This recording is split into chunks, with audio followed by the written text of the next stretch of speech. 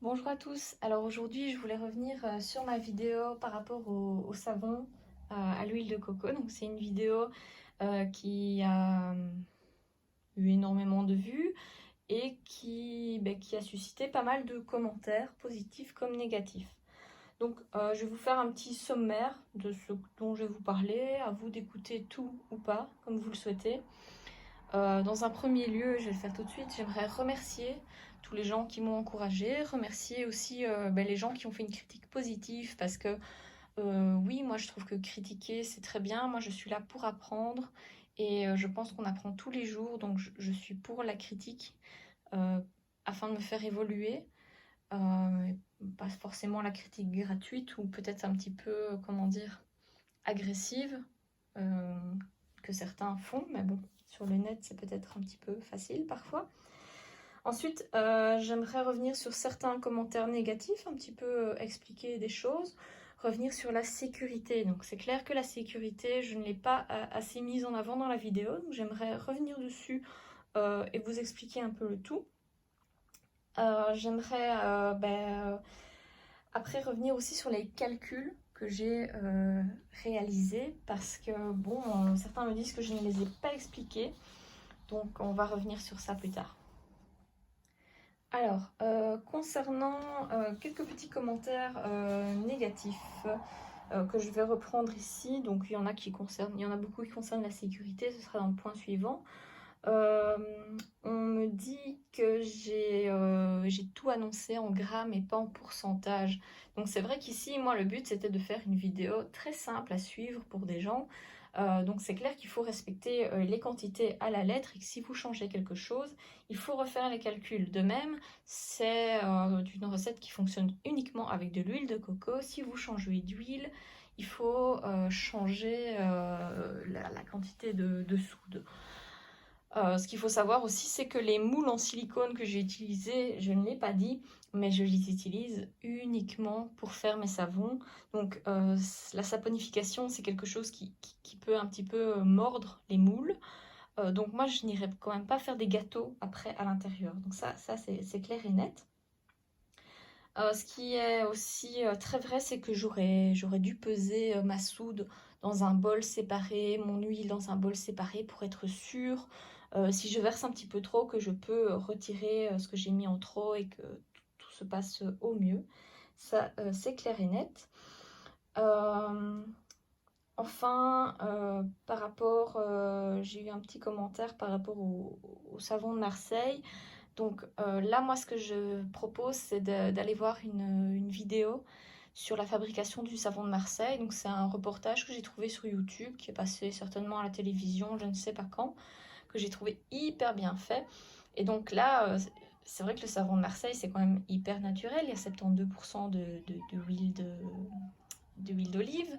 Après, il faut savoir qu'un savon, ça reste une réaction chimique et que oui, de la soude, il va y en avoir même dans votre savon de Marseille, mais ne vous inquiétez pas, le produit fini n'en contient plus et c'est le plus important, je pense. Dans ma vidéo, il est vrai, je n'avais aucune protection, vous êtes plusieurs à me l'avoir dit et j'ai fait mon mea culpa plusieurs fois en commentaire, mais finalement ici, pourquoi pas ne reprendre toutes les protections qu'on pourrait avoir. Donc, d'une part, évidemment, c'est toujours intéressant d'avoir des vêtements à manches longues. Pourquoi pas un tablier, hein, de même que quand vous utilisez de l'eau de javel pour nettoyer quoi que ce soit, on met un tablier pour éviter de tacher ses vêtements. Ensuite, pour les mains, des gants, style chirurgicaux, ça c'est vraiment bien.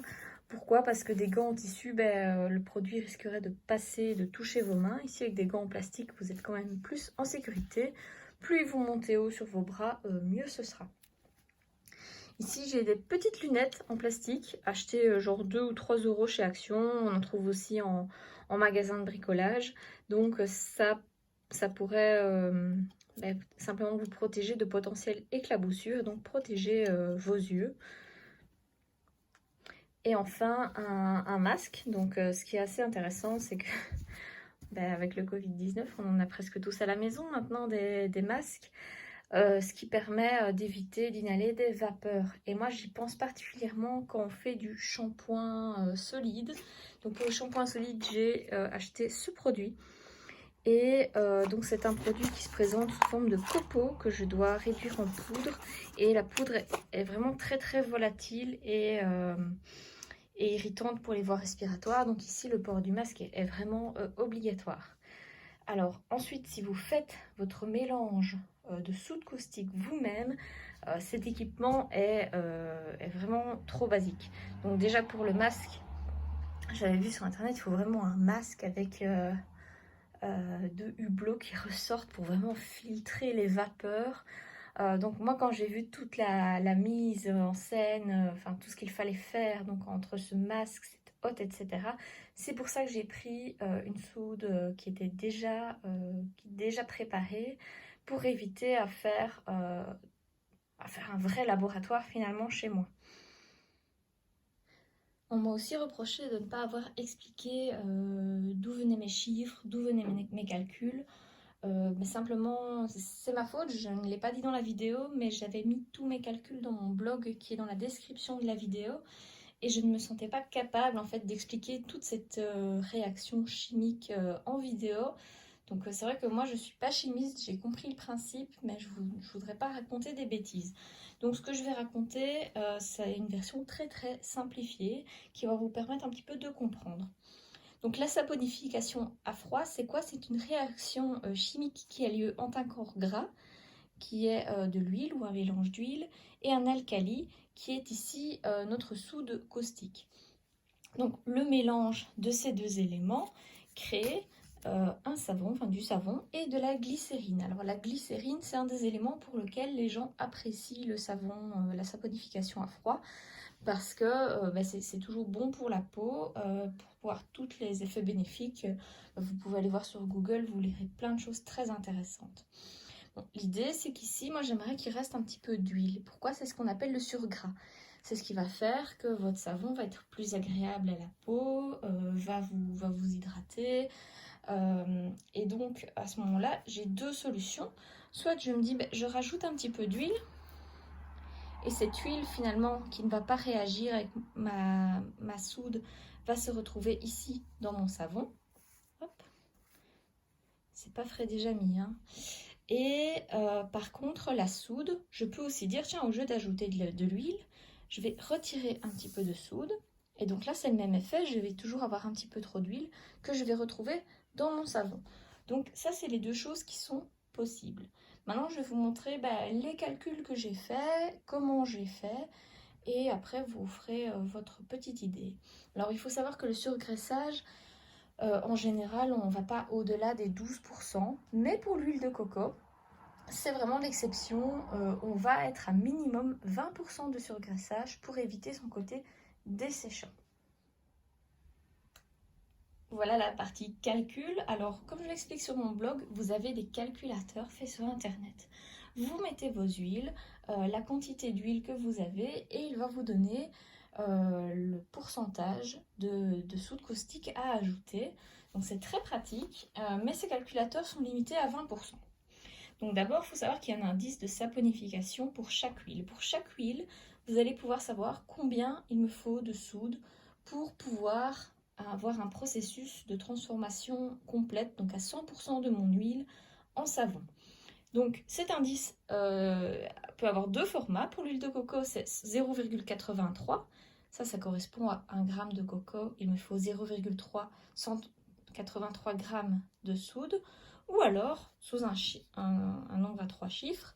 Donc pour 1 kg alors, de coco, il me faut 183 g de NaOH, donc la soude caustique. Là, je vais commencer mon calcul. Donc c'est un calcul que j'ai appelé vérifier sur Hexabule. Donc Hexabule, c'est un des calculateurs.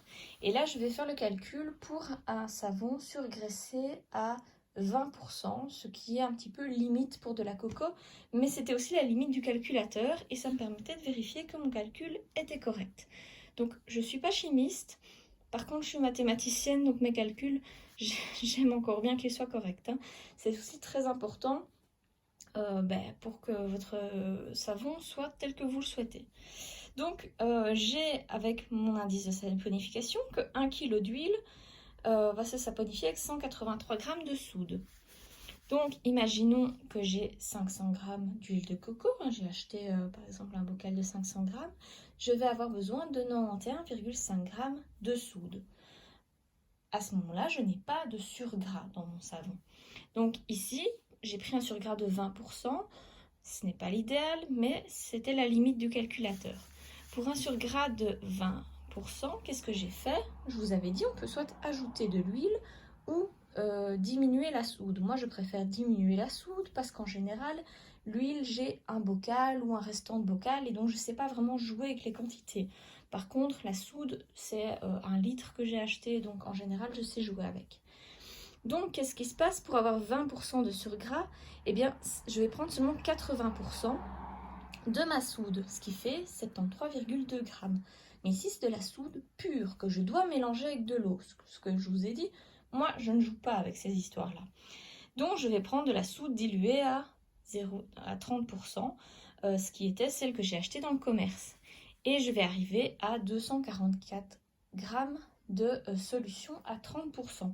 Donc, mon calcul, simplement ici, pour arriver à mes 244 g, j'ai divisé par 0,3. Les calculs sont corrects parce que c'est ce que va vous rendre le calculateur d'Exabule, qui est quand même référencé un petit peu partout, donc j'imagine qu'il est quand même bien fait. Après, je vous montre ma recette avec les 27%. Donc, je commence toujours avec mon 1 kg de coco qui correspond à 183 g de soude. Moi, j'avais 225 g de coco, donc il m'aurait fallu 41 g de NaOH. Ce NaOH, donc, je vais en garder 0,83%, étant donné que je veux un surgras de 27%. Il va donc en rester 30 g. De ces 30 g, ça c'est du pur. Moi, j'ai un produit dilué à 30% et donc je vais arriver à 100 g de solution à 30%. C'est pour cela que j'ai mélangé mon huile avec une solution, 100 g de solution de NaOH. Vous avez donc mon calcul pour un surgras de 27% qui, d'après quand même énormément de références que j'ai vues sur internet, est un surgras qui normalement est bon pour un savon 100% coco. Alors c'est un savon qu'on va utiliser, par exemple moi j'utilise pour me laver les mains, j'en ai dans les WC, à la cuisine, j'utilise pour me laver le corps, j'utilise pas spécialement pour me laver le visage avec. Et pour les peaux de bébé, moi je ne conseille rien du tout, je n'ai pas de bébé, je n'y connais rien en bébé. Donc voilà, si vous avez un doute, prenez autre chose pour un bébé tout simplement.